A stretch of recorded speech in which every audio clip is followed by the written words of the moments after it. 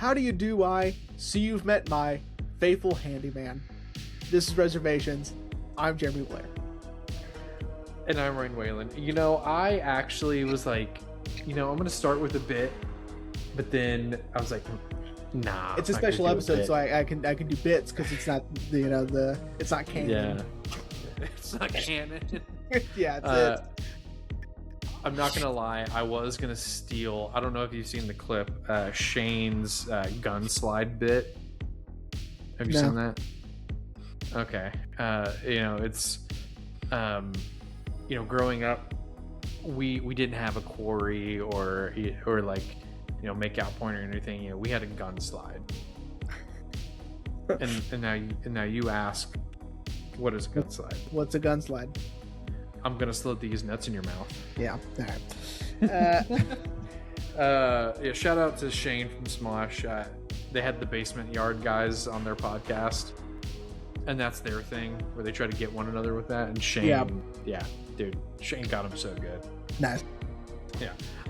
So I was gonna do that, but I was like, it's a special episode. Special episode. I'm gonna say my name and then fucking. Oh well. It's fine. Someone had to do a bit. Someone had to. So, well, it was too good not to do. Yeah. Like, it's almost made for an intro, Exactly. Yeah. Well, welcome everyone to our 300th and something probably episode. That's. I'm gonna be so for real that this one's on me.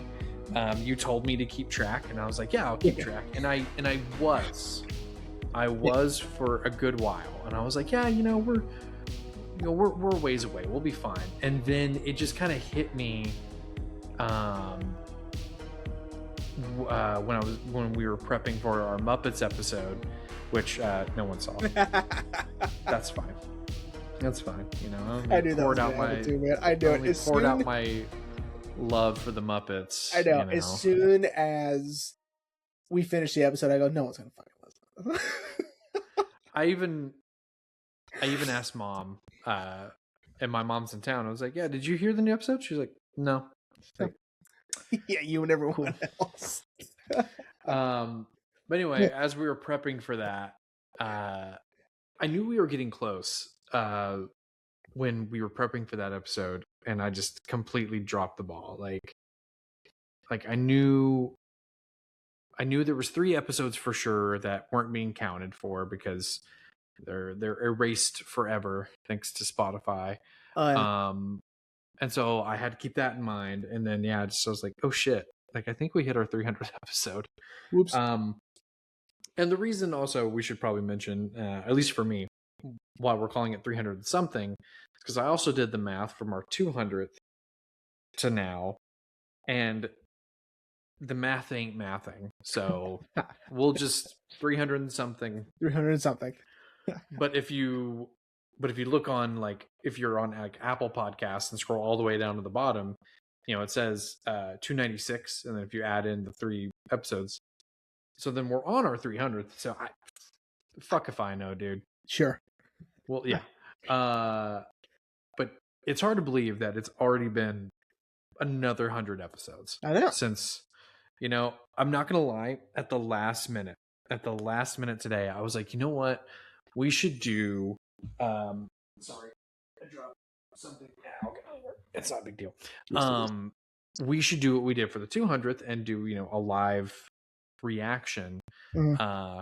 But I don't, even though I know we had fun, there's no way it's fun to listen to. It seems fun in theory, right? Because I know that I've seen other people do this, right? Where it's just like a watch along with me, like we'll tell you when we start it, and then just watch a movie with us, right? And maybe it's better, like, because they have better production, maybe they prepared more, Yeah. Like maybe they actually watched it like the day before, right? So they know what they're gonna. I didn't do that, right? Like it had been years since I've seen this movie, and so that's whatever. Well, and I figured it would be like a live watch for the both of us.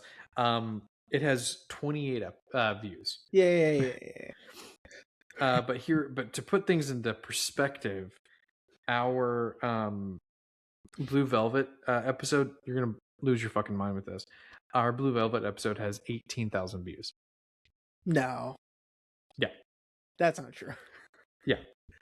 18,000 views. Really? Yeah. No comments. No. But wow. And 29 likes. We're famous. If only we had been selling freestyle watches back then. If only you and Haley had found these watches sooner. I know. Well, we went to Scheels yesterday. Scheels is the sporting goods store that sells them. I don't know if anyone else sells them in retail stores, but Scheels is like it's gigantic store that sells them, and they had some good ones. I mean, obviously we're so poor, we can't do that right now. I lost my phone tonight as we're recording this. Our microwave went out, so we're gonna have to pay for that. It's one of the over the head ones, so it's gonna be expensive. Like it's over the stove. Yeah. So if you guys out there listening could just buy some watches from Freestyle, use Reservos 7 at checkout for 10% off, it would be really help me out. Anyway, yes.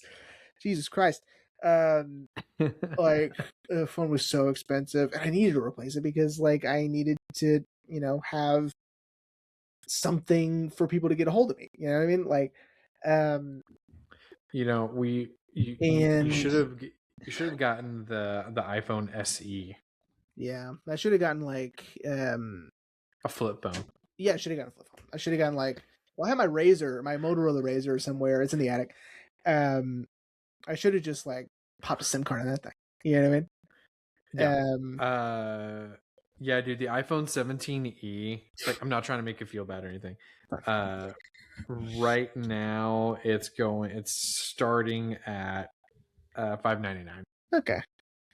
That's not bad. But you only get one camera, and it's super basic ass phone. But it's super hard to find a case for it. I don't know, man. Like it's whatever. It's fine, But yeah, if you guys could go freestyleusa.com, buy a watch, use Reservos 7, 10% off. You get 10% off. We get a kickback. That's it. They don't send us anything. They don't give us free watches or anything. This is like I bought this one. Like Yeah. With the one I have. Haley's got 2. I wore hers last week. I almost wore her other one this week, but she was like, "You're gonna adjust a strap. You have to like, and then it's gonna be all off for me." I'm like, "I know." So, all right, fine. You're making a lot of good arguments. You're making a lot of sense. I hear you. Anyway, so I want to talk about something really important before we get started with our very special episode today, which is today.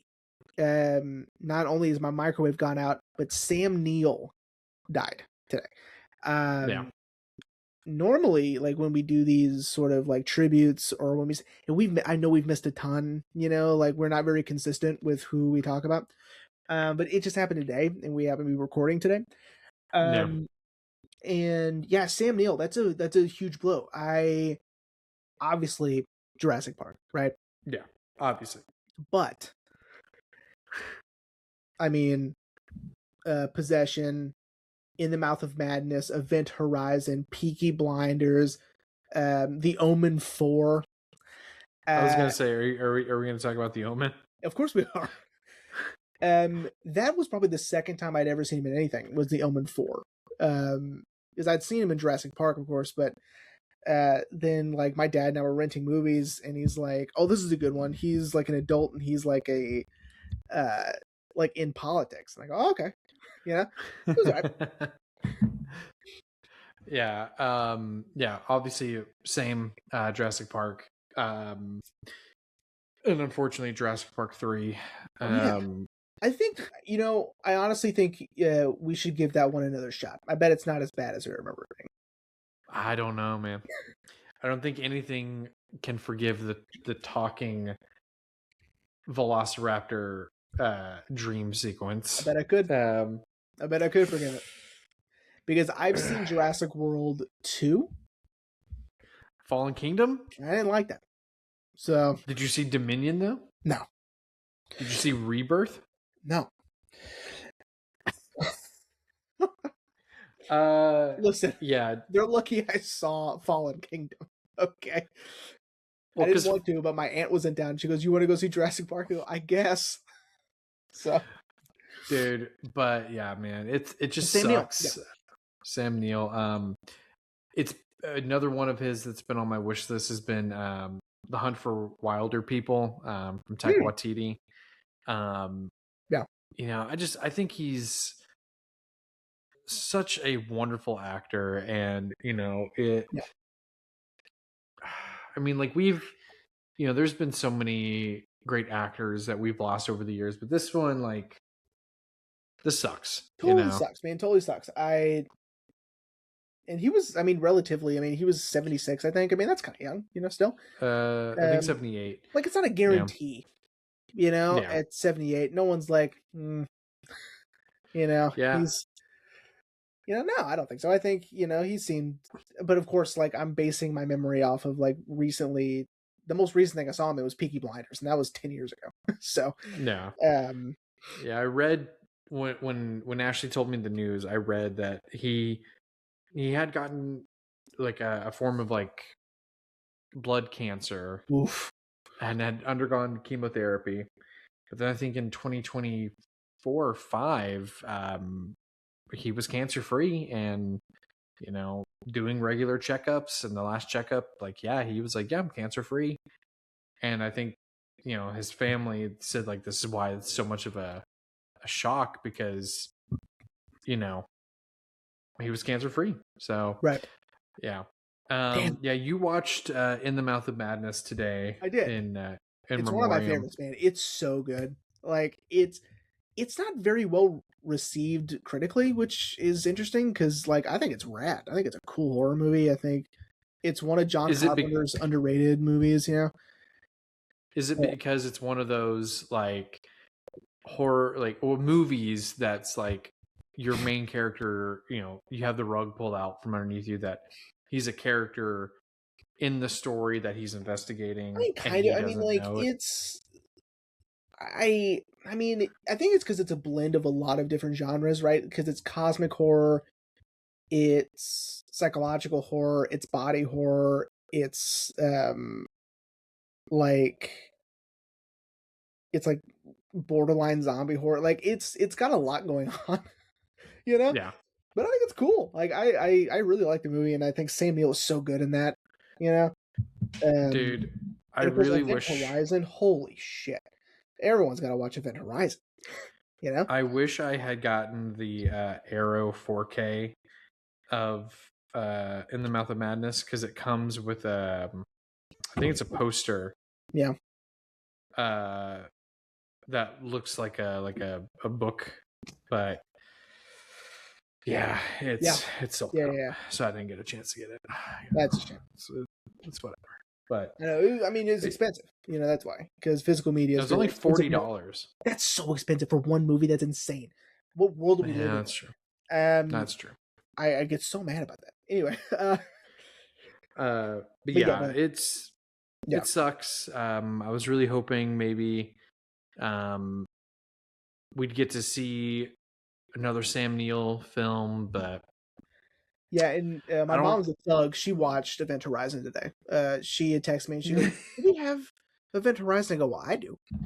Like, it's on my shelf. And she goes, "Oh, I'm gonna buy it on Apple, so it's on there if you want to watch it." I go, "Okay, great." And cool. She was like, she texted me later. She goes, "It's a lot bloodier than I remember." I go, "Yep." Yeah, it gets. Oh, sorry. One of our producers is upset down the hallway. If you guys can hear that. I think she's having to brush her teeth. She doesn't like that. I know. She used to love it. Now she doesn't. It's, she's almost 2. I don't know. Yeah. But yeah, Sam Neill, he'll be missed. Yeah. We were talking about it off mic a little bit. I am just a smidge disappointed in one person particularly. My mother, when I told her the news, she was like, "Who?" I was like, "Sam Neill." She's like, "Who's that?" I was like, "Dr. Alan Grant." And she was like, I'm like, from Jurassic Park. And she was like, oh. And I was like, oh my Jeez Louise. Like, Mom, if you're listening, I'm sorry I had to call you out for that, but like, come on. Hopefully she is listening to this one. I think most people, yeah. I think people are gonna listen to this one. I think so too.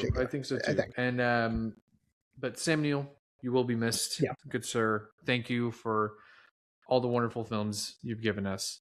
And before we get started, I meant to mention this last week, but I'll make it really brief. Ashley and I finally watched a documentary that we've been wanting to watch for a while now, called Stolen Kingdom.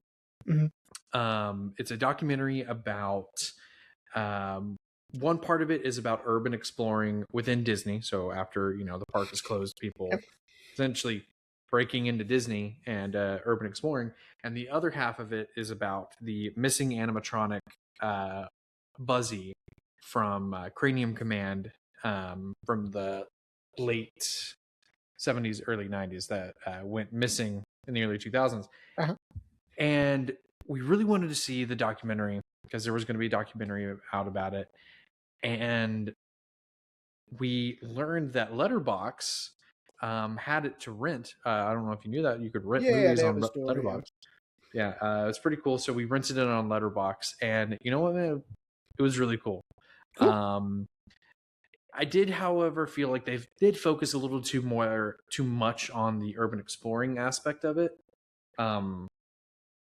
Because like the guys who kind of started it all were only doing it to kind of immortalize one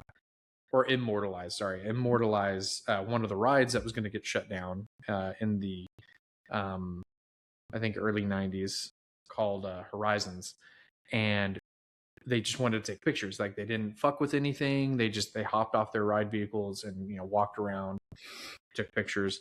And then years later, with the advent of the internet, they posted a lot of the footage and pictures, and then that's what inspired other people. And the guy who they interviewed, the guy who got arrested for stealing Buzzy, or at least they pinned it on him. They interviewed him because allegedly, well, he did steal costumes from the Haunted Mansion, so fuck that guy. Also, fuck that guy anyway. He's such an arrogant prick. Like, in the documentary, like he literally was like bragging about like getting one over on the police. I was like, dude, go fuck yourself, bro. I gotta be honest with you. I find the whole just like the idea of urban exploring, right? I'm gonna sound so old when I say this. Okay. Because like, just say you want to trespass. Like, you don't have to make it a huge thing. Like, I don't like that. Like, don't make it seem like you're doing something different. Like, it's fine. If you want, like, I don't have a problem with you trespassing. Don't pretend it's not trespassing. Like, don't pretend it's not breaking into a place and whatever, taking pictures or whatever. Like, to me, that sounds pretentious and arrogant and be like, oh, I'm an urban explorer. It's like, dude, you're just doing B&Es. Like, that's cool. Whatever. Do what you want. But let's not pretend it's something else. All right? Yeah. No, I agree. I mean, one of the guys they interviewed, this guy named Matt Swanza, he was the one who was like, he even says in his talking head interview, like, I just wanted to show people things that they'd never seen before, which commendable to a point, but Ashley and I were like, well, you're still breaking and entering. Like, you still just want to, and that's fine. Yeah. But it was a cool documentary. Really short and sweet. I think it was only about an hour and 40 minutes, like in and out, really quick.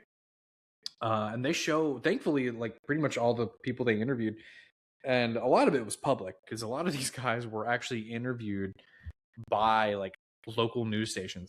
But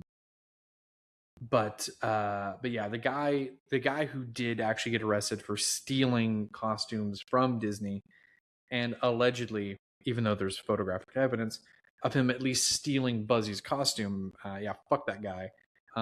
He pussed out and took a plea deal so he didn't have to go to prison. Fuck that dude. Fuck that guy in the mouth. Ashley and I both were like, we hate this guy so much. I don't know if he's listening, but if you are, dude, fuck you. Like, sorry, but not sorry. It's always funny when we just assume people might be listening. Could you imagine this guy? His name is Patrick, by the way. Could you imagine if he listens? He's like our number one subscriber. Yeah, he's the other one. Yeah. But you know, I wanted to mention that last week because, you know, we usually start off the shows with like, you know, talking about what we've seen recently, and I really want to talk about it because it was a lot of fun. And you know, shout out to Letterboxd. You know, it wasn't too badly priced to rent it. It was only $15. Okay. Hopefully, maybe soon they'll get to release it physically. Because I know the filmmakers are taking it on tour right now and putting it out in theaters, which is awesome. But yeah, it was rad. I'd recommend it to everyone. So Stolen Kingdom, check that out. Now, with that being said, Jeremy, in case no one heard, which as we determined, no one did, what are we doing today for our 300th episode? Guys, this is our 300th and something episode. It's a huge milestone. So to commemorate such a milestone, first off, we have our shirts on. That's abysmal for this movie, but I guess we'll keep them on. I thought about doing it without my shirt on. Well, I am wearing I mean, you got some pink on. I mean, that's what. Today we are discussing Richard O'Brien's 1975 adaptation of the Rocky Horror Picture Show. Now, I know we've sprinkled it throughout the whole of our show since the season, but this movie does kind of have lore within our show. We did a whole episode on it. I think it was also supposed to be like a special episode. I think so. Or maybe it was just going to be a standard episode. We recorded the whole thing. I felt like we had a great conversation. Yeah. As we talked about off mic, I don't remember anything we said, but right. I do know it was a really good conversation, and I felt like we really dissected the movie really well, and then I go to edit it and somehow lost everything. Lost the footage, lost the audio, because that's at the time when we were doing this in person and we had to record the audio and the video separately. If you go back, everyone, and listen to our Dark City episode, I talk about my editing being on point. But yeah, and so we just decided, you know what, we'll circle back to the movie eventually, but for now we're just going to keep moving forward. And you know what, I'm glad you decided to wait for our 300th episode. I think it was 5 years ago. It was like a long time ago. Because it was called like Welcome to Shell Beach, our episode on Dark City. Also Richard O'Brien. Yeah.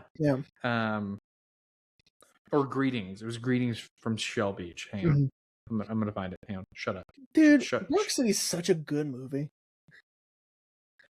4 years ago. It was 4 years. We posted it October 6th, 2021. Okay. So, see, it was a long time ago, right? Yeah. So about 4.5 years ago. So yeah, it was a while ago. And I'm also glad, because like we thought about doing it again, and we're like, I can't just like sit here and repeat, because it will be like I rehearsed it, you know? Yeah. And that's not fun. You know, that'd be pretty stilted and rigid and, you know, stiff, and I don't want to do that. And so, yeah, we waited, and I was like, you know what? 300, let's do it. Let's try again. And hopefully this will go well. I was going to say, what if I call you tomorrow and I'm like, you're like, I don't know how it happened. It happened again. It's the curse. It's like there's a YouTube channel that I like called Game Grumps. And they used to do this series called Guest Grumps, where they would bring on like a guest, usually like someone pretty famous. And before the world realized how gross he was, they claimed they had Justin Roiland on. And but every time they would get done recording, something would happen and it would get corrupted and they can't post the episode. And so they would call him back and like, hey, you want to do another one? Something happened with that one. And Justin would be like, yeah, cool, no problem, man. Like, come back and do another one. And every time the footage they just couldn't post it. It would get corrupted. And so one of the hosts, Aaron, acknowledged, he's like, yeah, I don't think anyone's going to believe us that Justin was here. We hung out with Justin Roiland. We played video games with Justin Roiland. And so my joke is that Rocky Horror becomes that for us. Well, you heard it here first. I'm telling you, we have done an episode on Rocky Horror. Yeah, so okay. What was your first experience with Rocky Horror? My first memory of it, I know Mom showed me, which I'm sure, Mom, if you are listening, I'm sure you're like, oh, terrible mother for showing him that, because I want to say I was at a young age, sure, where I probably should not have seen Rocky Horror Picture Show. But my memory is so faded. I feel like it was my mom being shown from one of her close friends, the Venture Brothers, and specifically the season finale of season 1, where they go to a Rocky Horror showing. Yeah. And I just didn't understand like the reference. And then that's when I want to say that she exposed me to it, but I don't know. I don't know if it was before that or after that. But I do know the first time seeing it, I was really confused. Because I was like, sure, what is this movie? Like, what is this supposed to be? What is, what is it? And it wasn't until much later in life, after we graduated high school, I rewatched it of my own volition and started to understand it more, enjoyed it significantly more. And then just over the years, I've rewatched it multiple times. Ashley and I have gone to Rocky Horror Night at the Yucca. Yep. And now I fully understand and, of course, appreciate the film. I mean, it's, especially now knowing more about like budgets and things like that, like the fact that this movie was only made for $1.4 million, which seems high for 1975. Yeah. But I'm like, dude, there's no way. And I love this movie so much, Sure. Yeah. What about you? What's your earliest memory of it?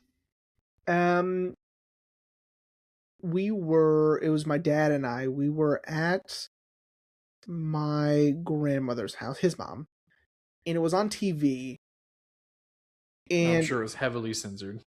Well, we didn't watch it because the point was, he was like, you should see it, but not by yourself at home. That's what he said. Okay. It's not the same. Like, you're not going to, it's like a totally different experience. Like, you're not going to get it. And I was like, all right, whatever. It was very similar of his other advice, which is never miss a chance to not watch Purple Rain, I mean, like, to skip over it when you're flipping channels, which now is not a thing people do anymore.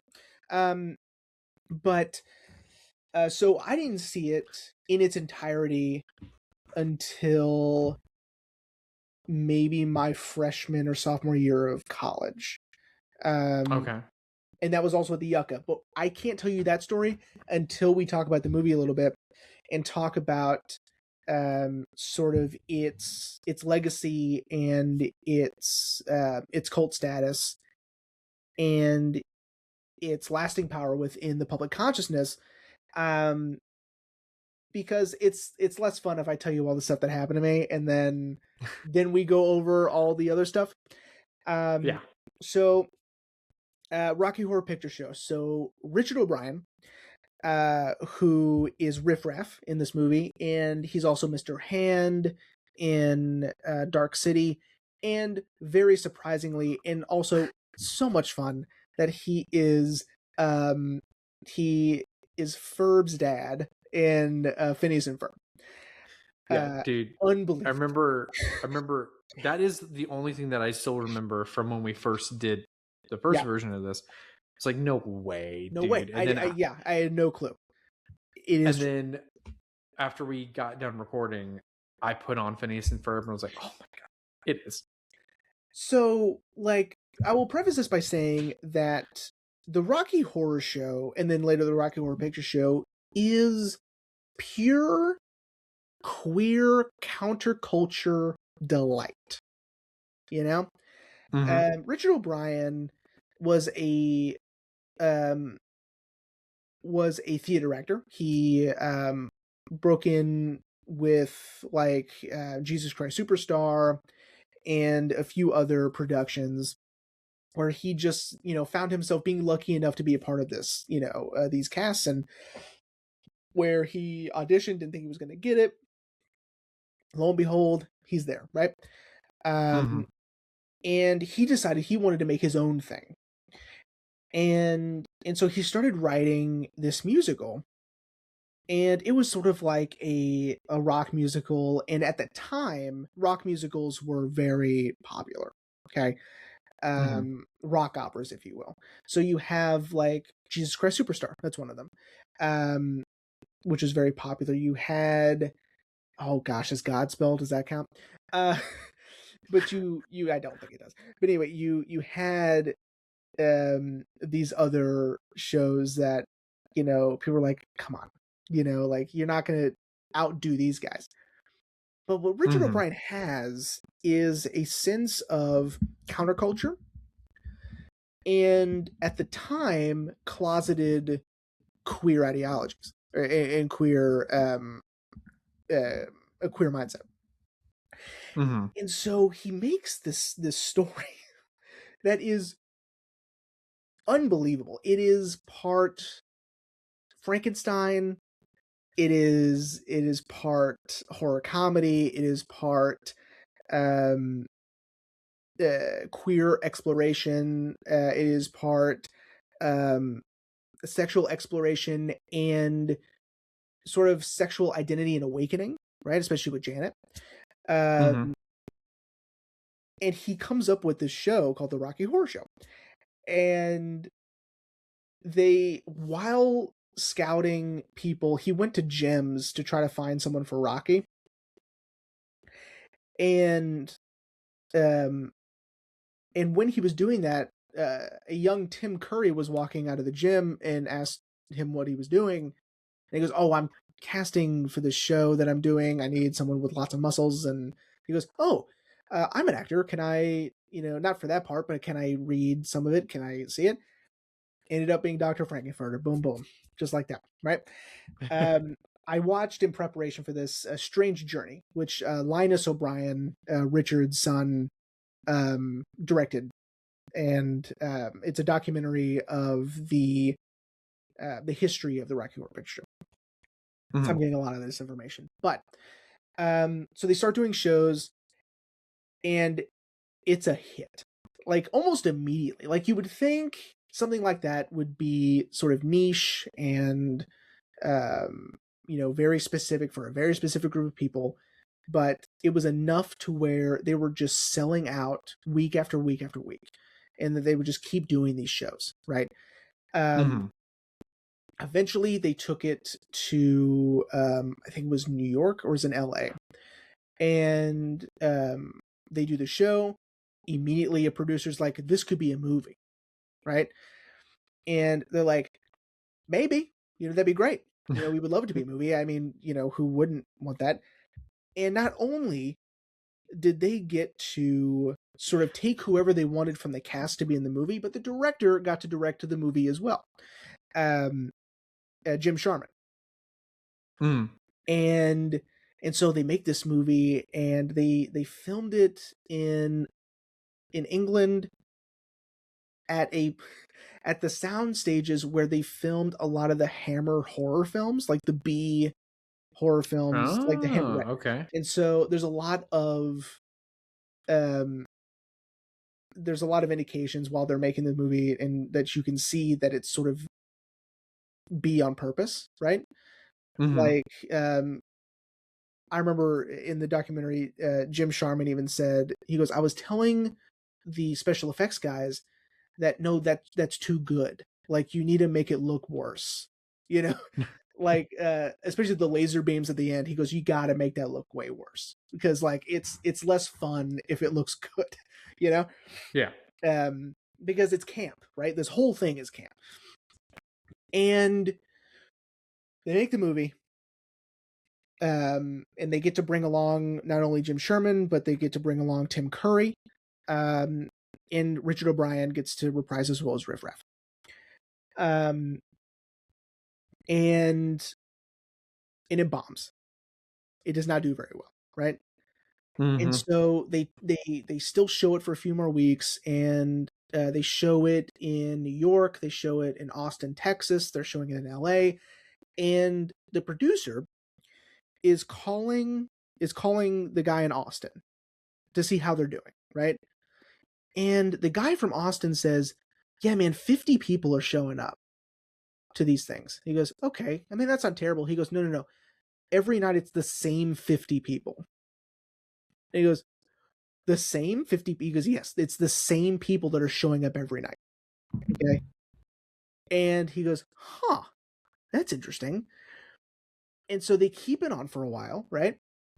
And then slowly but surely, it starts to become a little bit more popular, and it starts spreading by word of mouth, right? Mm-hmm. 1975, it is a relative hit, okay, with a very small group of people.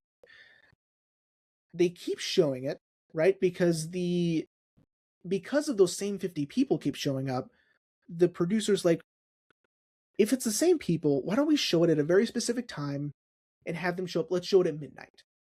That way, people that want to come see it will come see it, and it's going to be a bigger deal, right? Mm-hmm. 1976, people start shouting things at the screen. Okay. 1977, people start bringing props and things with them. Okay. Mm-hmm. 1978, you get shadow casting, and then it's a huge global phenomenon. Okay. Uh-huh. It's that fast. Like, my understanding before watching the documentary was, oh, like all that stuff happened way later. You know, that Uh-huh. is wrong. It happened immediately. Um, Wow. that and it's so funny because like I was prepared to take notes and to be like, okay, this is exactly when people started shouting these specific things, and this is who started it, and it's all sort of like lore and legend, and because no one knows who really started it, and Mm-hmm. once one person starts it, then other people join in, and the stuff that's funny stays, and the stuff that wasn't as good goes away, and then we have what we have now, which is a completely audience um, audience person. I'm so sorry, my producer is so sad in the other room. Um, Poor thing. Um, you have um, this audience participation that is so sad. That is transcendent of the movie, right? Like it is its Mm-hmm. own thing now, and it is what makes this movie still shown in theaters today. So it is the longest running um, movie to be in movie theaters ever.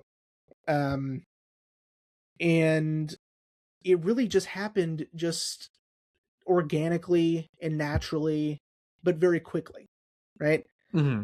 To give you an example, it's just to Okay. give you like, if someone listening is like, I don't understand like what you mean by someone shouted stuff and then now everyone's doing it. I'm going to give you an example. I'll give you two. Okay. And they're very they're modern examples and they're relatable. Okay. Okay. First one. When my professor in college, Dr. Whitney, we talk about Dr. Whitney all the time. She's amazing. Dr. Allison Whitney, if you're listening, thank you. She told us a story in college where she went to go see Paranormal Activity 3. Okay. Which, by the way, better than the second one. It rocks. If you haven't seen the third one, watch the third one. It's great. So in that one, instead of one person carrying around one camera around, the house has security cameras. Okay. And so they're all around the house. And every once in a while, there is sort of an act break or a scene break. And we take a moment to see what's going on around the house via these cameras, right? One at a time. One of them is aimed at the pool. Okay. In the pool is a pool vacuum. Okay. So the first time this happens, whatever, right? The second time this happens, someone starts clapping. Okay. As a joke. Like, you know, because not only is it a pool, but there's a vacuum in the pool and it's still in there, right? And so they clap. The third time, other people start cheering, right? The fourth time, the whole place is cheering. Okay. Nobody told them to do this, right? Nobody, like, no one at other theaters was doing this, right? Like, this wasn't something that was planned for or intentional, right? It just happens, right? It's a horror movie, so a lot of times people like to add humor as a masking device for horror movies, right? But also, there's a very fine line between horror and comedy anyway. And so to have that audience participation is a lot of fun. And then it invites a more viewing experience as a community, right? Second example. This one's a lot faster. At sporting events, okay, you have someone controlling the camera for the Jumbotron, okay? I've seen this happen so many times, okay? They'll do, like, you know, a certain sweep of the audience, you know, and they'll just show certain people. This happens all the time. And sometimes not even with a theme. Like, sometimes there's a dance they're looking for. Sometimes it's a kiss cam or whatever, right? But sometimes they will show, like, a little kid in the stands, right? And people are excited. And then they'll cut to someone else. And then suddenly people start booing, right? It's not at the person. It's because they've decided, oh, you can't cut from the kid because he's cute, right? And so then the camera, and I know you've seen this, the cameraman goes, oh, I'm going to cut back to the kid, right? Cut back to the kid, everyone cheers. They cut back to someone else. It doesn't even have to be the other person it was before. It could be anybody else. And they'll start booing, right? And now it's a game, right? Nobody told them to do that, right? The cameraman wasn't intentionally showing a cute kid so that they'll play this game. That wasn't intentional, right? But that's now what the audience wants to do, right? That's how this happens. It just organically happens by someone having this idea and then other people deciding that was a good idea, right? And they want to be a part of something, right? And that's what's so good and so brilliant about the Rocky Horror Picture Show, is that it is so specific and so unique. And now it's become so, I guess, like, it's become sort of a tradition, of course, around Halloween. And it is a community, right? Those who have seen the movie Perks of Being a Wallflower will understand how Rocky Horror can be a place where people can be themselves and to feel safe and to feel like they can be comfortable in a space surrounded by other people that think the way they do, right? Mm-hmm. Not intentional. This is not something Richard O'Brien was thinking about, right? Yeah. He wasn't thinking, I'm going to create something that people are going to want to participate in when they're not supposed to, right? Yeah. That's not what he wanted to do. He just wanted to make a fun story with celebration of different cultures and ideologies. Yeah, and and a love letter to B movies, right? Well, and it'd be storytelling, right? Because it was a play originally. Right. Yeah. Right.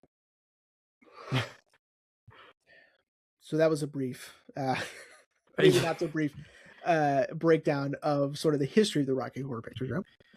Well, I mean, and I'm glad you did that, because it does add so much context to, again, why this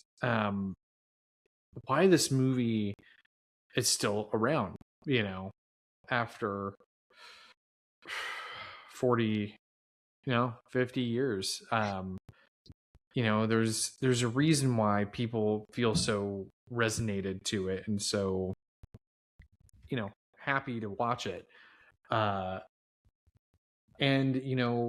to hear its humble beginnings to now is just insane. I know. And if you haven't seen Strange Journey, I highly recommend it. It was a lot of fun to watch. Yes, yeah. I wanted to see where I could watch it, and I'll have to. I had to rent it. I'll have to rent it. Yeah. That's what I did. Okay, so the movie itself. Okay, let's talk about the story itself, because the story is insane. Yeah. And kind of doesn't make a whole lot of sense. It does, sort of, but especially at the end, you're sort of like, wait a minute. What is happening? I will say, and I don't like being hyperbolic. I think it's sort of done to death, like to me, being hyperbolic is the worst thing in the world. Okay. I'm just kidding. That was hyperbolic. Okay. So, but no, but I will say that in my personal opinion, the introduction of Dr. Frankenfurter in the Rocky Horror Picture Show, to me, is one of the greatest character introductions in film. It's done so perfectly. And for his character to be introduced this way, and just the way it's done, the way it's shot, the way it's edited, it's perfect. Like him coming down the elevator, him tapping his high heel, him quick spinning around, it's perfect, right? And of course the song is incredible. Yeah. It is my favorite song of the movie. And of course it's Tim Curry. And Tim Curry is, it's amazing, right? To have someone put their whole self into a role like this, and that commitment, it's amazing, right? Yeah. Tim, I mean, Tim is Frankenfurter. Yes, there have been other actors who have taken on the role. Laverne Cox for the quote unquote remake. I didn't see it. It's fine. Laverne Cox is great. She's truly amazing, but that's not Frankenfurter to me. I will say I can't give it full judgment until I've seen more, but Luke Evans as Frankenfurter for the revival on Broadway might I need to see it, but I mean it's gonna be almost impossible, but no, Tim is Frankenfurter, right? Point absolutely blank, period. Yeah. And it also gave the I forget how short he is, because watching the movie, you're like, God, he's 7 feet tall, Yeah. And even when he stands next to Barry Boswick, he's so much shorter than Barry Boswick. but I don't see him that way. Like when I think about Dr. Frankenfurter, I think about him being taller than everybody, and he's not. And if he took off those high heels, he's like 5 feet tall. I mean, that's just the sort of the gravitas he gives, like the power he gives in his performance, I think. And just his swagger and his confidence. I mean, it's unreal, right? Yeah. Susan Sarandon being in this movie is wild to me. Yeah. Her agents would agree, because they did not want her to be in this movie at all. Really? Yeah, so Barry Bostwick was auditioning, and was Barry Bostwick. He's incredible, right? The first thing I ever saw him in was Spin City. Unreal. I love Barry Bostwick, especially in the Spin City role. But as Brad Majors, I mean, he's so good. So he was going in for an audition, and they really wanted Susan Sarandon, and they were friends. And so they're like, when you come audition, bring Susie with you, And so instead so she's not auditioning technically, right? She's just going along with Barry, and Barry's reading for Brad, and they go, you know what, Susie, can you read with Brad? So you guys can, so he doesn't have to listen to me do it. He can have someone, a nice a woman to read off of, And Barry's like, wait a minute, they keep focusing on Susan. He was like, I didn't know I already had it. Like, yeah, he's got it. He's in, like, whatever. Yeah. But we need a Janet, right? And so he's like, yeah, I like, they were just all focused on Susan and not me. But they got her, right? Yeah.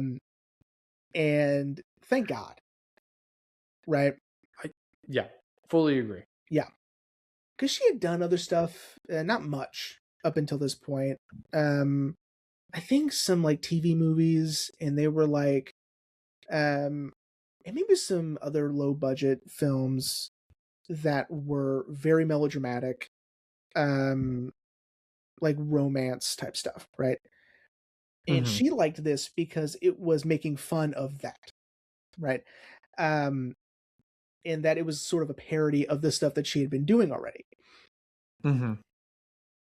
And it seems silly now that she's in it, just because of her career exploding, right? Because she is an Oscar winner now and has been in so many incredible films. But she doesn't seem like, even then, that she would have said yes to this. Yeah. Yeah, no, I agree. I just, again, just like with Tim, they knocked it out of the park with Janet, especially. I think, like, Barry is great as Brad, but if we don't have Janet as his opposite, and we don't have Janet sort of, in my opinion, kind of leading the charge a little bit more than Brad, then she is sort of a secondary character. And I think Susan was able to really make Janet kind of carry the film a little bit more in terms of the Brad and Janet duo. You know? No, I agree. I also think that it also helps that she is sort of someone you wouldn't expect to be in this, because her character is supposed to be very sweet, naive, and innocent and all of that, right? And and with the two of them, so it's, Barry Bostwick and Susan Sarandon are coming onto this set, and it's almost like they had done this on purpose, right? Which they didn't really. But because they brought so many people over from the stage play to be in this, except for them, they are so out of place. And they are so confused and bewildered about what's going on once they walk into this castle, right? And that's exactly what needs to happen, right? Because the actors are like, I don't know what's happening. This is weird. Like, who are these people? Why is this happening? And that's exactly what needs, how the energy needs to be with Brad and Janet. Because like Patricia Quinn was in the stage production. I think Nellie Campbell was too. And of course Richard O'Brien and Tim Curry were as well. And another thing that I loved that they did was they didn't have classically trained dancers for the Transylvanians. Okay. Because they're not perfectly in sync when they're dancing. Like to the time warp, for instance. And I like this sort of like messy, chaotic energy that is the Transylvanians when they're dancing. Because it does sort of seem impromptu and it seems unrehearsed and spontaneous, and all of those three things meant the same thing. But it I'm not reading a thesaurus, but you get what I'm saying. Yeah. I just like it. It also it feeds into the B moviness and the camp of the movie itself. I also love the constant cutting to the criminologist, Yes. who is essentially watching the movie with us. Yeah. And is giving us little bits of information and context every once in a while, which I love. Yeah. And what I think, besides everything we've just said, what I think puts this movie up even more notches than it already had. Where we are at this point, especially in hindsight and moving forward into the future of this film, is they had Meatloaf as Eddie. I think with Meatloaf, the movie explodes because he is so magnetic and his voice is explosive and he is just such a presence on screen. They even said, like, in interviews, they're like, and they kept mentioning that he's from Texas, which, like, in a negative sense, fuck you, but Yeah. they're like, he's just this podunk kid from Texas, and he comes in and he is the voice of an angel. And they just didn't expect it. They're like, he's a hick, whatever, this American Texan, whatever, coming in and just blew the roof off of the place, and melted everyone's faces off with how good he was. And how charismatic and just compelling he is to watch. Well, and what's interesting is, because of the success, the later success of this film, a lot of people wanted him to act in their movies, but they wanted him to sing, and he was like, "Nope." He only did it one other time. Do you know which other time? Yeah, it was Tenacious D and Pick Destiny, right. because Jack Black begged him, like you have to play my dad.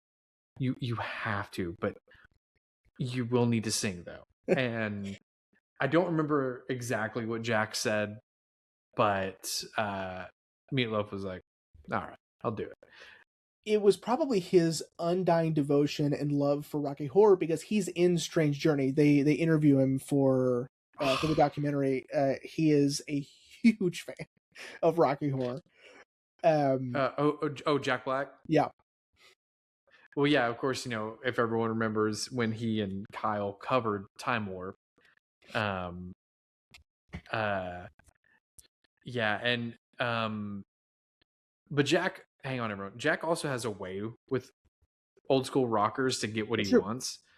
I don't know if you knew, but for School of Rock, Led Zeppelin, they really wanted to use Led Zeppelin. And for those of you who didn't know, Led Zeppelin is very, like, it's rare that they will allow their music in film, and they really wanted to use Immigrant Song, because they had already, I think they'd already filmed the scene, but right. They of course need the rights. And Jack, with all these like fans, because they filmed the concerts live, with all these fans, made a video pleading to Robert Platt and Jimmy Page to let them use "Immigrant Song," and they got it. So Jack has a way. Yeah, they're very picky. But yeah, no, Meatloaf. Eddie, it's interesting that Eddie is such a small character in the film and in the play, but I feel like with Meatloaf, he's so magnetic, and you're just like, you want more Eddie. You do. And then he's dead. Yeah. Well, more dead. More dead. Yeah. And look, the again, quote unquote remake, let's do the time warp again, is fine. The saving grace for me is that they got Tim Curry to be the criminologist. But Adam Lambert, he's not Eddie. Again, I'm sorry. Like, I understand. They got Adam Lambert, and like, yes, he is a very he's a very good vocalist, but it's a specific sound they need, because they need to do the rockabilly sort of style, and Adam Lambert doesn't do that. He does like stadium. He sings for Queen, Yeah. Well, I don't know if you knew this or not, but with the revival that's going on right now, Harvey Guillen is Eddie. Interesting. Yeah, and also apparently Dr. Scott. He's doing a dual role. So, okay. Well, because it's such a small. Yeah. If you're gonna get Guillermo from What We Do in the Shadows, I mean, you absolutely. No, he's great. But yeah, Meatloaf, dude. So I want to say I said this I told this story when we first did this episode, but of course that episode never saw the light of day, so no one will ever know. But the first time Ashley and I went to the Yucca Theater, which I'm sure we've explained on the show before, but the Yucca Theater, everyone, is a local theater here in Midland, Jeremy and I's hometown, that is so culturally significant to Midlanders as a whole. And they always do Rocky Horror Nights, and they do costume contests. Well, the first year that Ashley and I went, and I don't think we were engaged yet. We went as Eddie and Columbia. Yeah, I called up our buddy Alex, asked him if he had a denim vest I could borrow. He said he did. Ashley had a white scarf, and then we used face paint to blacken my eye, give me the scar across my forehead. Ashley drew on because I didn't have my owl right here yet. I hadn't filled in most of my arm, so like she drew on the skull that he had. Like, I look pretty good. Awesome. Future Raine will you put up a picture. Future Raine will remember. Yeah, I have a picture. Ashley also looks great as Columbia. Like, and she custom made the Mickey Mouse hat that she's wearing. Awesome.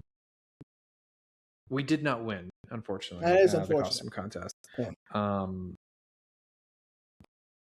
We didn't put as much effort into this year or last year's.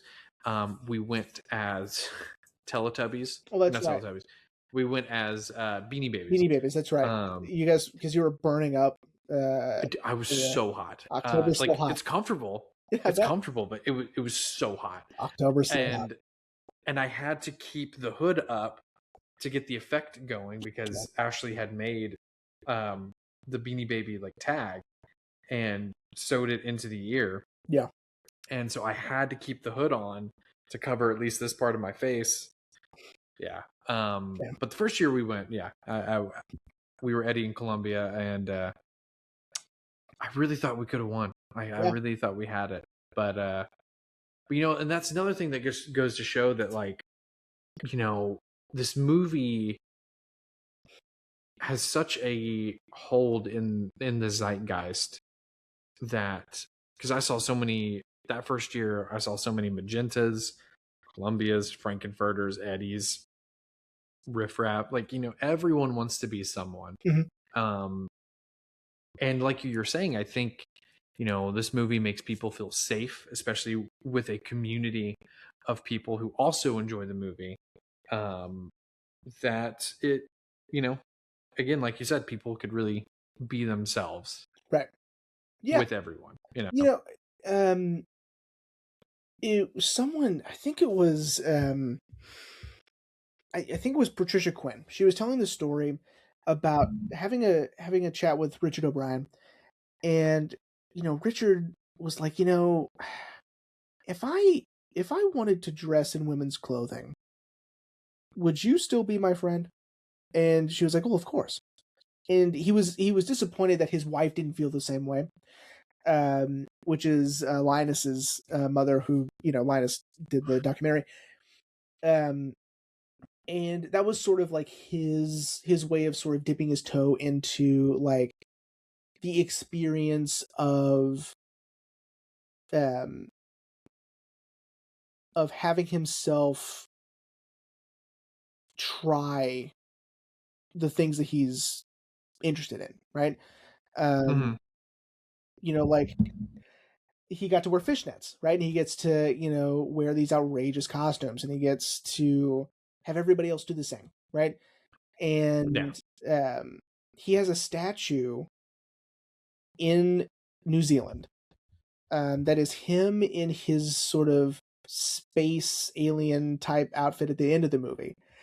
He was like, man, like, and it was almost at the exact spot where he used to cut hair. He was a barber, which is ironic because he doesn't have any hair. And he was like, man, like, it'd be crazy if I could just sit here and cut people's hair back then and just be like, where you're standing right now, there's going to be a statue of me in fishnets, and, it's one of those things where it's like, I'm glad he was able to take that full step and to really give himself over to who he truly is, right? And I think that's the appeal. That is what this movie truly is, right? Regardless of the,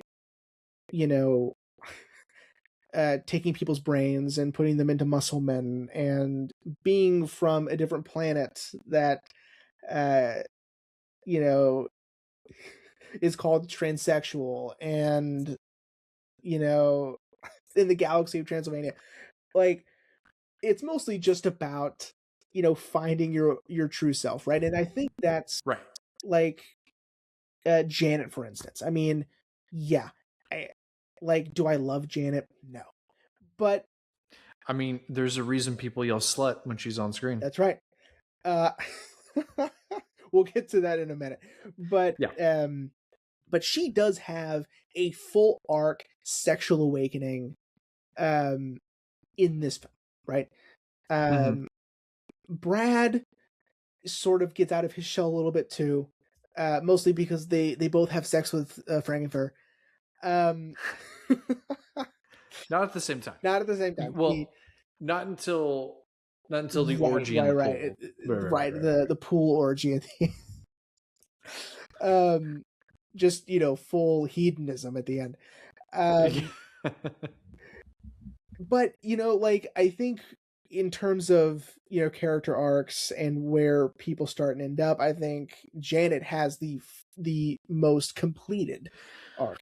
I agree. With her being so buttoned up, so sheltered and naive, and sort of withheld from her desires and what she wants to do. That transition is very satisfying. Especially, again, like, this movie is really for people who are really struggling with their identity, or struggling with wanting to take that next step in their self journey, right? Or in it doesn't even have to be like anything queer, gay, you know, it doesn't have to be those things, right? It can be anything that you're struggling with, anything you want to take the next step in doing something. Like this movie is sort of for that, for people that feel like they can't be themselves out there, but you can hear. And it's wonderful. Yeah. Here's a great, go ahead. No, I was just gonna say I fully agree. Here's a good transition to my experience. So, okay, perfect. The Yucca Theater. Yes, that's where I went. So, finally had the chance to do so. And I'd remembered Dad saying, "Don't see it at home. You're not going to get it." you know.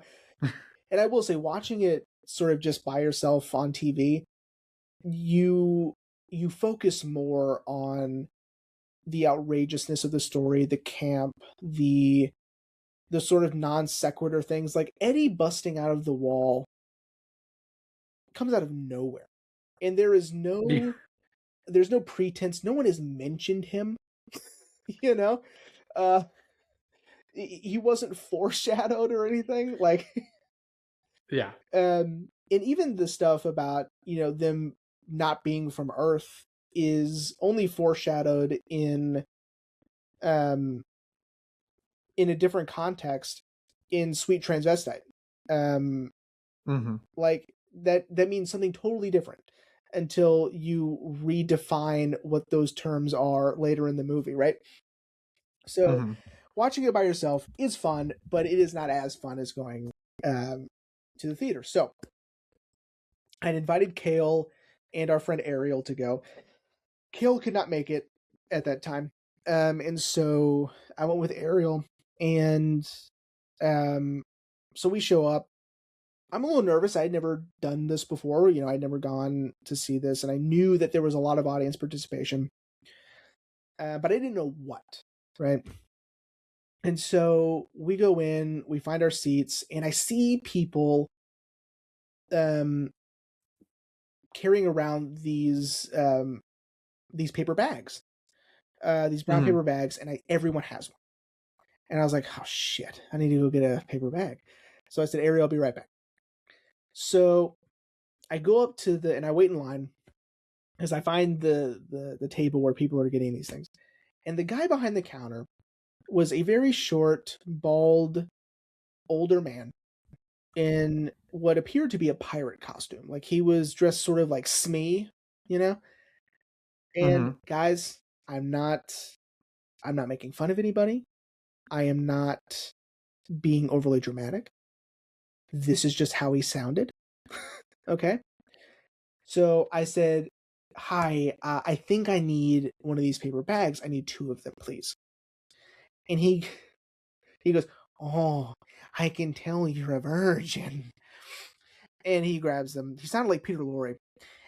And he grabs the bags. And at the time, I was. And so I was like, how did you know? Is it something I'm wearing? Yeah. But he met I had never been there before. And so I was like, oh, got it, thank you. And he was right. So we get our bags. I'm looking through it. There's instructions, thank God. And it tells you where within the movie what to use, what to say, what to do, right? And it is a list, right?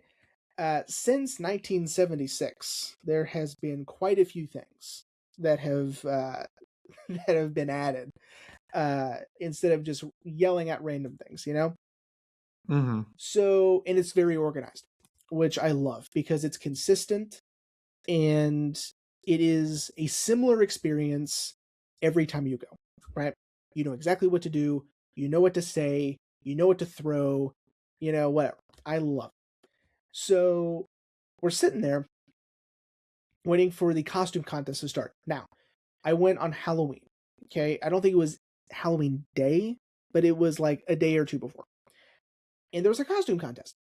However, I felt like I was robbed of an experience because absolutely no one was dressed as any character from Rocky Horror. I was very upset about it.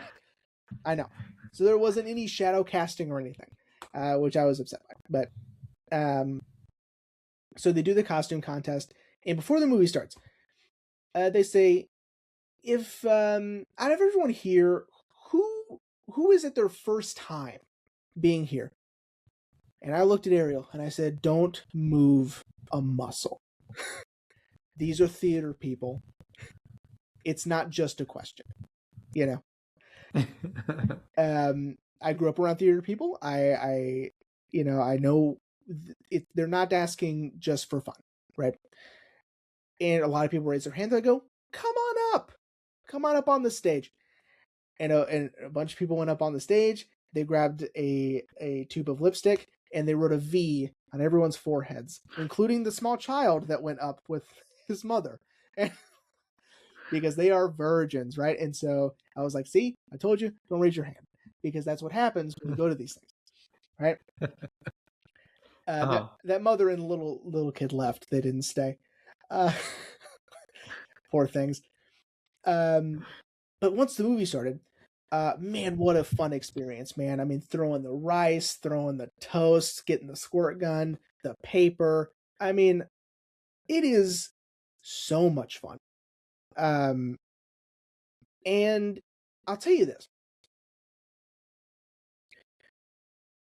This kind of experience isn't easily replicated. Okay? Mm-hmm. I'm a very big fan and very loyal to the movie theater chain Alamo Drafthouse. They try to do this. They'll say, come watch a special screening of Lethal Weapon. Everyone gets a cap gun, or, come see this movie. You get this special prop or whatever, to, participate with the movie. And it's not the same. We did something similar for our honeymoon. We were in San Antonio and they were doing a special screening of Back to the Future. Nice. And yeah, they had props and we were like, oh, okay. It's fun, but it's not the same. Right? Yeah. Because it's like, don't force it, like the only way this works is to happen organically. And that's how it sticks, is for it to just happen naturally. If people want to participate, they can. It's a risk, like the only reason why I think this worked the way that it did is because, like in 1975, the same 50 people kept showing up and kept seeing the movie over and over again. And so I think if you're in a space like that, that's when sort of you can experiment with your experience. When it tends to be sort of a specific communicable experience. Right. This movie. Yeah. No, I fully agree. Like, because how many movies out there can say that going to the movies gives them this kind of experience, right. Like, again, Draft House, I don't remember most of the props that they gave. Like, one of them was I think like a glow stick. Fun. Like, you're supposed to wave it around when like they go 88 miles an hour. I don't remember, but we still had fun. Sure. But you're right. It's not the same. It's not the same,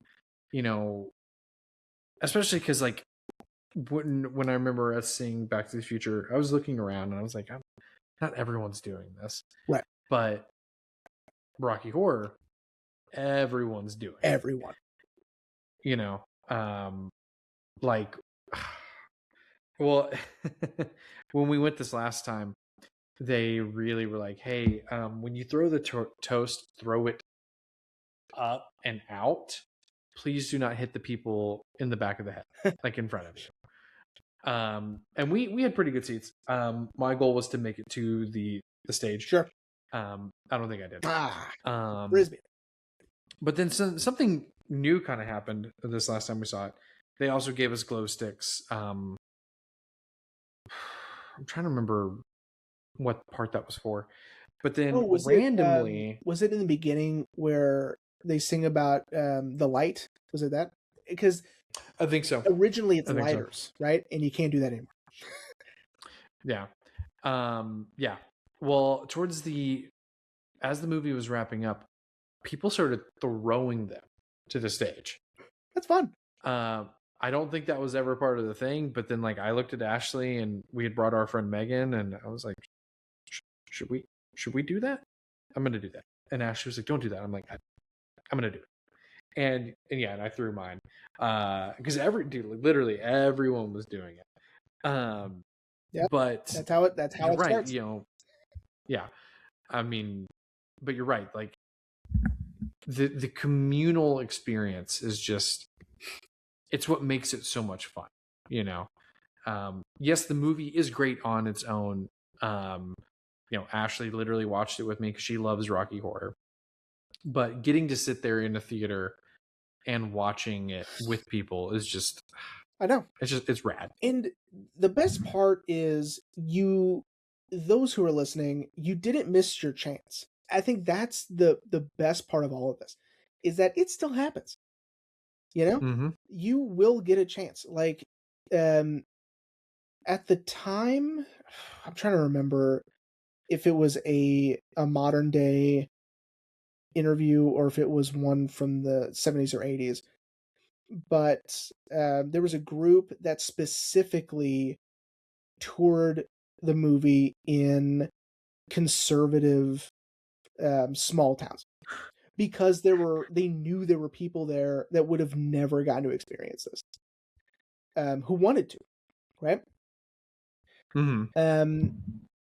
And even this movie, the Strange Journey, just came out, so they were interviewing people who are modern audiences that are going to these, and they said that they are, one night they'll have people there showing up in conservative clothing.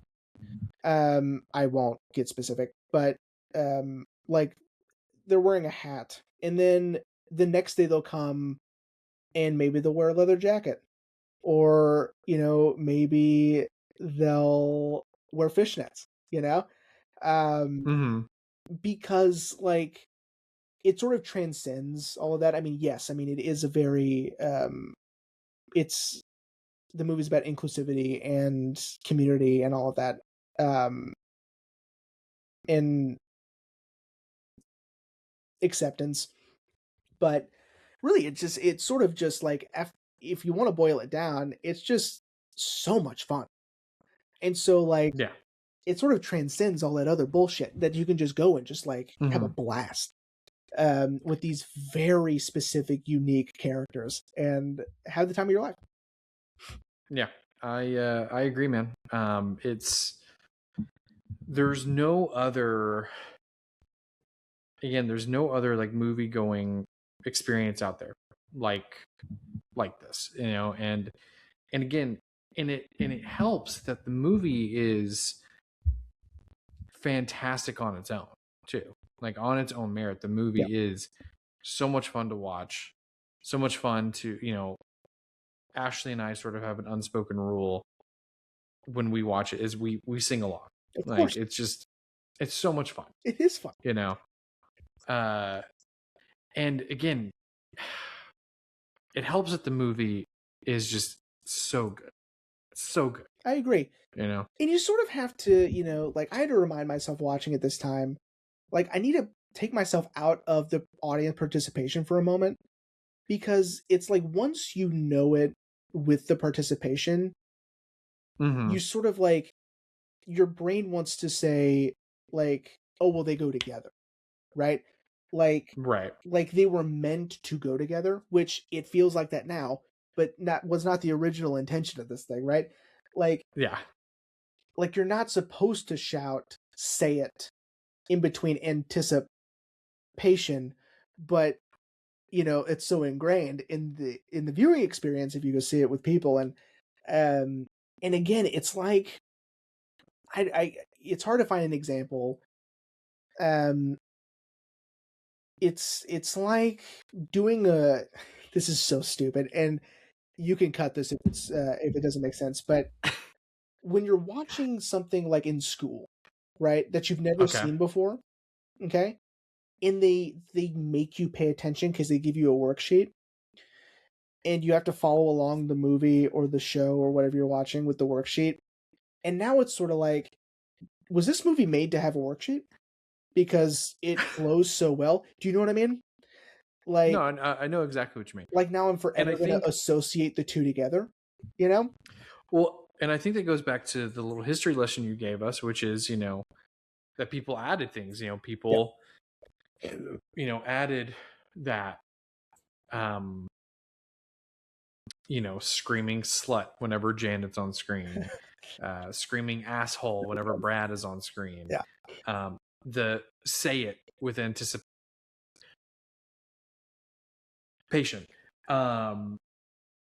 But I think that's why now it feels like almost like it was intended to for all to always be like this, because again, like you mentioned, the fan engagement lends itself so well to the movie as well. I also feel like because it does almost.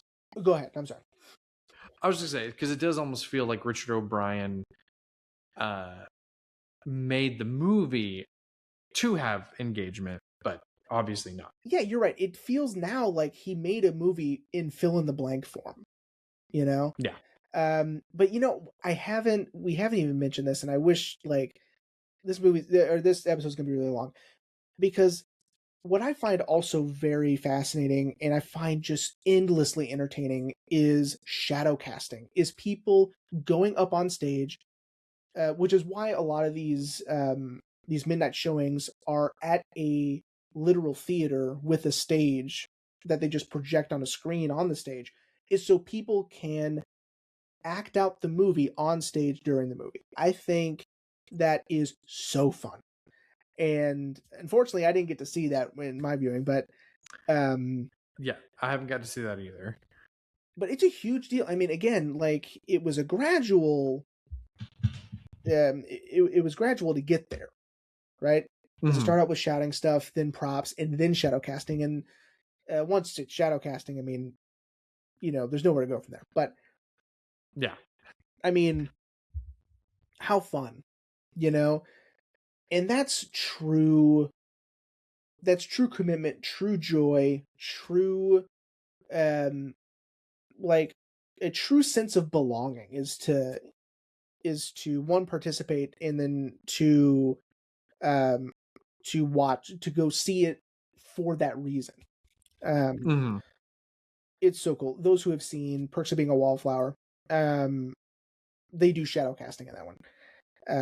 There's a scene where they go see Rocky Horror, and Ezra Miller. I know it wasn't that back then. It wasn't a big deal back then. It was fun to see Ezra Miller back then, and Emma Watson are in the shadow cast.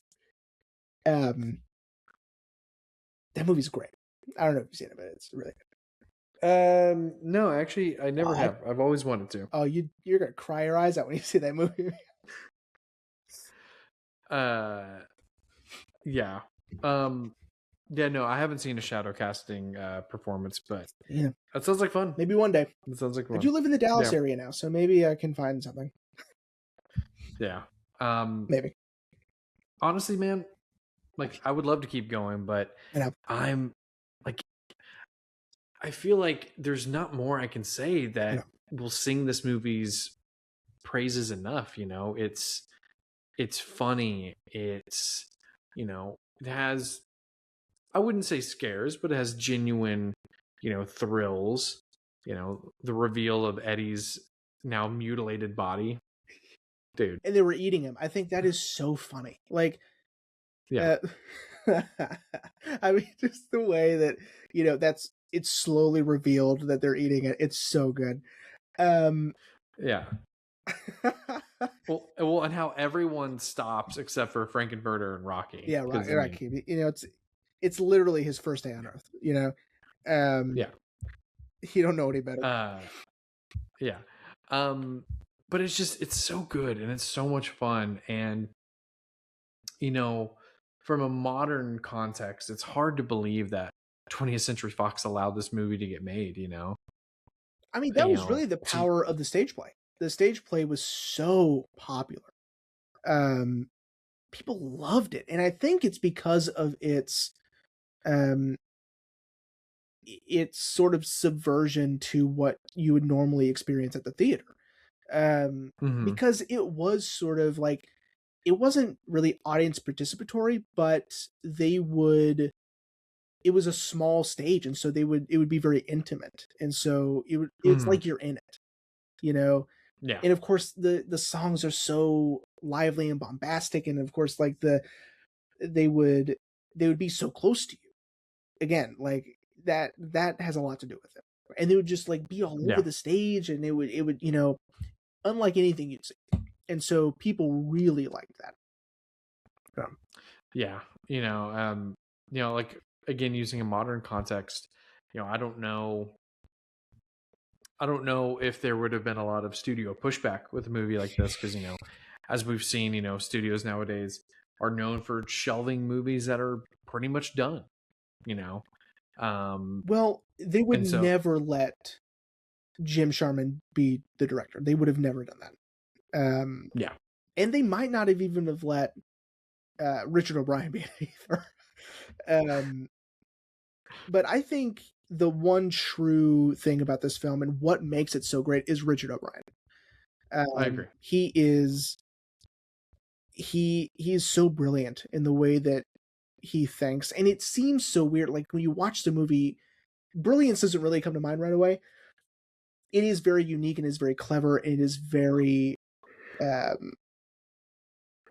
it's such a singular vision. But in hindsight, and of course now in the future, I think we can say that it is truly brilliant, and he is brilliant. Yeah, I agree, man. I fully agree. And you know, I know why they won't, but I would love for like some like deluxe 4K special edition. Well, they did do a 4K, I think last year, for the 50th anniversary. Well, 40th maybe. I know they do. I think I got the 40th, and it was. Well, I have the 25th right here next to me, the DVD, which this thing is awesome. Yeah, I want to say I got the 40th when it dropped, and I was that's when I was sort of on my journey of 4K, and I was like, why didn't they do a 4K? They did. Yeah, they did do a 4K. They did a 4K. Yeah. I don't know if it's as deluxe as you would like it to be, but it is in that. It's a steel book. In that picture quality. I don't know how I feel about that. I don't blame you. It's a steel book. Yeah, I'm pretty sure the version I got was the 40th anniversary edition. But yeah, yeah, but I would love like I don't know. I don't even know what I would want it to be. You know, like I don't know what I would want it to look like, but I would just, you know, I don't know. I think it would be really cool. Yeah. You know, but anyway, with that being said, buddy, are you ready to wrap up? I am. I mean, if you haven't seen it, see it. I mean, it is, even by yourself at home, you know. Yeah. I think it's well worth it. It is. It's a great experience, and a very singular, unique experience at that. It's awesome. It's probably like, it's the only movie of its kind that is this good, I would say. I agree. Yeah. I agree, man. I don't have anything else to add because fully agree with that. Go watch it. Yep. End of story. Yeah. Well, buddy, with that being said, so since this was a special episode and, you know, The Muppets was my last pick, obviously it would be unfair to be like, all right, so my next pick. So what is your next pick, buddy? Yeah, for next week? it's like I gotta follow it. You know what I mean? Yeah. And I'm trying to decide like if it's gonna be a vegetable eating episode, or if that's what I call like my episodes where it's like we're watching like some French, whatever, or something, or if it's gonna be like something different. And gosh, I just can't decide because like I don't know. I could do that one. It's weird, but it's new. We could do that. And we might, because I really like it. So okay. So next week, we are going to be discussing a movie that I really, really liked. And it is newish, right, at least by a year. And I thought it was so compelling and so interesting, and it just kept you guessing, and it's just so good. So next week we are discussing Yorgos Lanthimos' Bugonia. Oh shit! Yeah. Dude, let's go. Yeah. Let's fucking so good. Go. Yeah, let's fucking go, dude. I love that Emma Stone just keeps working with Yorgos. Yeah, I saw in an interview. They're like, does do your actors just keep asking you like, why are we doing this? What is going on? What is it? Because yeah, Emma Stone doesn't do that anymore. That's why I keep working with her, because she quit asking why and what is this and why is this happening. Yeah, dude. I still haven't seen Poor Things. I really want to. Poor Things is awesome. But then, like, I do want to see Kinds of Kindness. I have heard Kinds of Kindness is the weirder one. It is weird. I would need to see it again. But I did like it. But I need to see it again. But then, yeah. But Bugonia, I was like, oh, like that looks good, dude. Fucking Jesse Plemons, dude. Man. Yeah. I'm excited, man. Cool. I mean, we've already done 2 Yorgos films on the show. And he's just such a unique director and a unique voice, and I love it, For the love of God, yeah, someone go back, because I was so proud of it. Will someone go back and watch our lobster episode? Because I was proud of it too. Yeah, I thought we did a great job. No one watched it. So like, if you could go back and watch because I love that movie, man. And I was so proud of the title. Like, Heartbreak Hotel, that's a good title for that. All right? Well, here, like, that's got layers to it. And you guys, you know what? Fuck you guys. You guys don't understand or respect or appreciate the work I put into this. Here, let me see. I'm just kidding. What's at the very bottom? Here, let me see.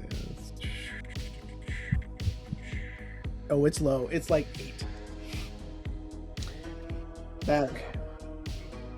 5, 6. So another check, because I like that one. 9, 10, 11, 12. This is so much fun. Okay, it's no longer in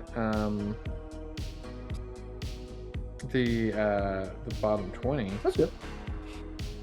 Actually, I don't think I went far enough. Sorry, hang on. Well, Muppets is now. I think that's probably rock bottom.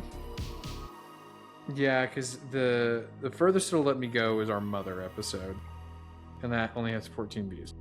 Yeah.